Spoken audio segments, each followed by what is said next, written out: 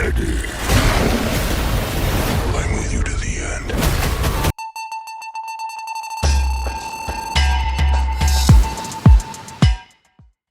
Hello guys, today we're going to review the movie Venom: The Last Dance. But before we continue, don't forget to hit that like button, share this video, comment, subscribe to my channel, and hit that notification bell so you'll be updated when new content comes out.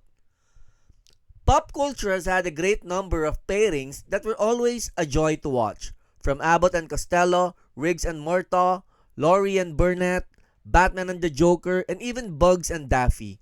It could be because of the chemistry, it could be due to contrasting qualities, or simply put, they look good together. Venom: The Last Dance features one of the best pairings cinema has had in the last few years. Eddie Brock and the Venom symbiote. Eddie plays the straight man who is always in over his head with the things Venom does, and the symbiote is the id given life. His urges, desires, and actions often reflect what we want to do but are constrained by norms from doing so. As Eddie tries to reason with the symbiote, the audience knows that all reason will be in vain, as the symbiote will often just do what it wants, like a toddler undergoing the terrible twos. The symbiote acts like a deranged conscience who pushes Eddie into all sorts of trouble, and its lines are often comedic gold. There really isn't much of a story.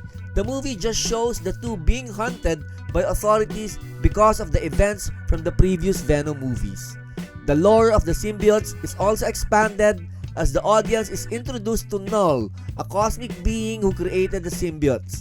We find out that the symbiotes rebelled against Null and imprisoned him. And it turns out that freeing Null from prison relies on Null getting his hands on Venom. The movie then becomes a chase as Null sends symbiote hunters called xenophages after Venom. Now, a lot of fans were hyped when they found out that Null is part of the movie. But the question is whether Null here lives up to the hype. Unfortunately, this is the problematic part of the movie. It doesn't really have a proper villain. Null doesn't have a lot of impact here.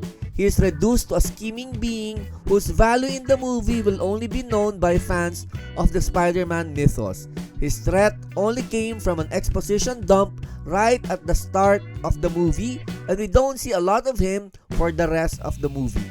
What we get is a generic monster whose design was probably stolen from the monster in The Relic and the South Korean monster movie The Host.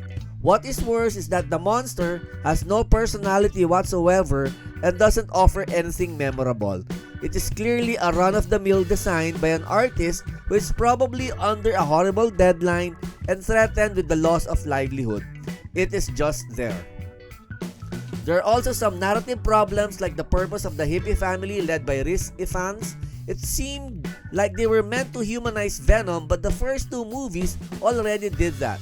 And minor spoiler here, how the hell could security at Area 51 be so lax that a whole family riding a van could just enter the facility without getting caught? I'm also having trouble appreciating how Venom was able to overcome the group of xenophages that were sent to kill him during the climax. The method of defeat was set up, but the long crawl to get there wasn't. The movie is at its best when Venom is let loose. My favorite scene is when Venom tries to gamble in a casino and is caught by gambling fever, never realizing that the house always wins. And seeing Venom go disco is something I never knew I would want to see. It is disturbing in an enticing kind of way. Generally, the movie is enjoyable, it is funny, and the action is choreographed competently. If it is going to be the last Venom movie, it will be an acceptable end.